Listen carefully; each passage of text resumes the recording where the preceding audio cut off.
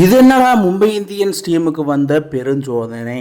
அப்படி என்னவெல்லாம் நடந்ததுன்னு பார்க்குறதுக்கு முன்னாடி நம்ம சேனலை சப்ஸ்கிரைப் பண்ணிக்கோங்க, கொஞ்சம் சப்போர்ட் பண்ணுங்கள் ஃப்ரெண்ட்ஸ். அதாவது மும்பை இந்தியன்ஸ் பொறுத்த மட்டும் இந்த வருஷம் ஐபிஎல் 2026 பிளே ஆஃப் கனவு நினைவானதா இல்லையான்னு தான் இந்த வீடியோவில் நம்ம பார்க்குறோம். பட் எனக்கு தெரிஞ்சு 100க்கு 85% அந்த சான்சஸ் கிடையாதுன்னு தான் சொல்லுவேன். இது மும்பைக்கு பெரிய பெரிய டவுன்ஃபால்.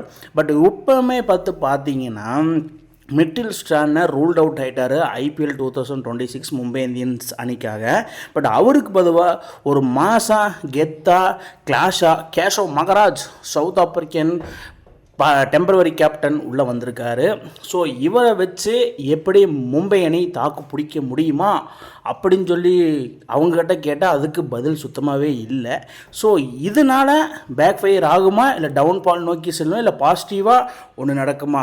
கேசவ் மகாராஜ் அந்தளவுக்கு ரஷீத் கான் அப்புறம் மிட்டில் ஷேனர் இந்த மாதிரி வெனைத்து கொசரங்கா இவங்கள மாதிரி பெரிய பவுலர்னால் சொல்ல முடியாது.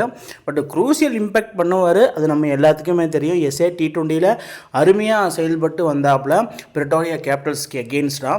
ஸோ அதனால் அந்த ஒரு ஃபார்ம் வரும்னு நினைக்கிறேன். பட் பாயிண்ட்ஸ் டேபிளில் பொறுத்த மட்டும் மும்பை இந்தியன்ஸ் 7 மேட்சஸ் ஆடிருக்காங்க, 2 வின் மட்டும்தான் வந்திருக்குது. 5 தோல்வி, 4 பாயிண்ட்டு -0.74 2 ரேட்டில் இருக்கிறாங்க. ஸோ இது பெரிய ஒரு டவுன்ஃபாலை நோக்கி இருந்திருக்காங்க. பட் மும்பை இந்தியன்ஸ் கடப்பாறை சைடு எப்போ வேணாலும் பேக் டு ஃபார்ம் ஆவாங்க, அது நம்ம எல்லாருக்குமே தெரியும். ஃபஸ்ட் ஹாப்பில் ஃபுல்லாக டவுன்ஃபாலில் இருப்பாங்க, செகண்ட் ஹாப்பில் திடீர்னு செமிஃபைனல் கப்படிச்சுட்டு போகிறத நம்ம எத்தனையோ சீசன்ஸில் நம்ம பார்த்துருக்கோம். பட் அந்த சீசன் இந்த சீசனாக மாறுமா அப்படின்னு சொல்லி என்னை கேட்டால் அது முடியாதுன்னு தான் சொல்லுவேன். நான் ரோஹித் சர்மா வேறு, அந்த கேப்டன்சி வேறு, ஹார்திக் பாண்டியா கேப்டன்சி வேறு. பட் மும்பை இந்தியன்ஸ் என்ன பண்ணுவாங்க செகண்ட் ஹாப்பில் அப்படின்னு பார்த்தா கொஞ்சம் பொறுத்திருந்து தான் பார்க்கணும். பட் 2020 இருந்த ஸ்குவாடும் 2026 இருந்த ஸ்குவாடும் ரெண்டுமே ஈக்குவலாக தான் இருக்குது. But same side same set கோல் மாதிரி இருக்குது. பட் என்னென்னா அப்போ வேறு ஒரு டீமாக திகழ்ந்தாங்க, எல்லாருமே ஃபார்மில் இருந்தாங்க. ரோஹித் சர்மா கேப்டன்சி வேறு லெவலில் இருந்திருக்கு. அது துபாய் கண்ட்ரியில் தான் நடந்தது. So IPL Abu Dhabi, Sharjah, Dubai இந்த ஸ்டேடியத்தில் வேறு லெவலில் செமையாக பர்ஃபார்மன்ஸ் பண்ணாங்க. அதுலேயும் இவர் வேறு லெவலில் வெறித்தனமாக ஆடினார்.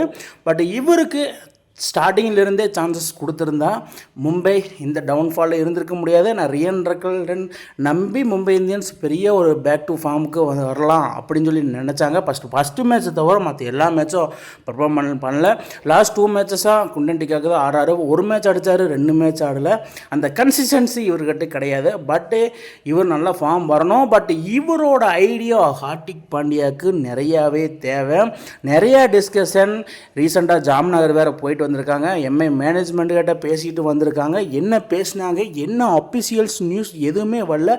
அன்அஃபிஷியல்ஸாக ஜாம்நகரில் எம்ஐ மேனேஜ்மெண்ட் போட்ட மீட்டிங்கில் என்ன நடந்ததுன்னு எதுவுமே தெரில. பட் இவரோட கான்வர்சேஷன் ரொம்பவே தேவை, அது கண்டிப்பாக எல்லாத்துக்குமே தேவைப்படும். பட்டு ஹார்திக் பாண்டியா, ஜஸ்பீத் பும்ரா, சூரியகுமார் யாதவ் இவங்க எல்லாருமே சேர்ந்து செகண்ட் ஹாப்பில் என்ன பண்ணுவாங்கன்னு கொஞ்சம் வெயிட் பண்ணி நம்ம பார்த்தே ஆகணும்.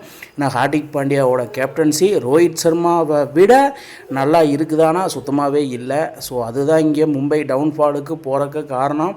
Jamnagar MI management, Hardik Pandya, Rohit Sharma, Tilak Varma and Jasprit Bumrah இவங்கெல்லாம் என்ன பண்ணுறாங்க அப்படிங்கிற மாதிரி தான் இப்போ கேள்வி. பட் இன்றைக்கி பொறுத்த மட்டும் மும்பை இந்தியன்ஸும் SRHும் மோதுறாங்க.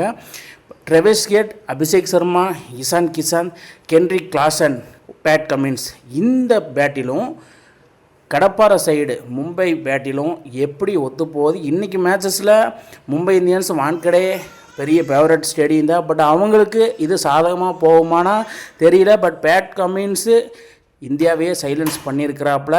பட் மும்பை இந்தியன்ஸை சைலன்ஸ் பண்ணுறக்கு அவருக்கு ஈஸியாகவே தெரியும். பட் என்னமெல்லாம் வான்கடே ஸ்டேடியம் வங்காளா கடலில் வான்கடை ஓரத்தில் இன்றைக்கி மேட்சஸில் என்னவெல்லாம் நடக்கும் அப்படின்னு பார்த்தா எனக்கு தெரிஞ்சு SRH வின் பண்ணுறக்கு அதிக பாசிபிலிட்டி இருக்குது அப்படிங்கிற மாதிரி தான் சொல்கிறேன். என்ன நடக்க போகுதுன்னு கொஞ்சம் வெயிட் பண்ணி தான் பார்ப்போம். மக்களே உங்கள் கருத்து என்னன்னு சொல்லுங்கள். மும்பை இந்தியன்ஸில் என்னென்ன சேஞ்சஸ் கொண்டு வரணும், இன்றைக்கி என்னெல்லாம் பண்ணலான்னு கீழே கமெண்ட் பாக்ஸில் கமெண்ட் பண்ணுங்கள். இந்த மாதிரி இன்ட்ரெஸ்டிங் கிரிக்கெட் வீடியோவை தெரிஞ்சுக்க நம்ம சேனலை சப்ஸ்கிரைப் பண்ணுங்கள், லைக் அண்ட் கமெண்ட் பண்ணுங்கள். மேலும் மேலும் உங்களுக்கு வீடியோ வந்துகிட்டே இருக்கும்.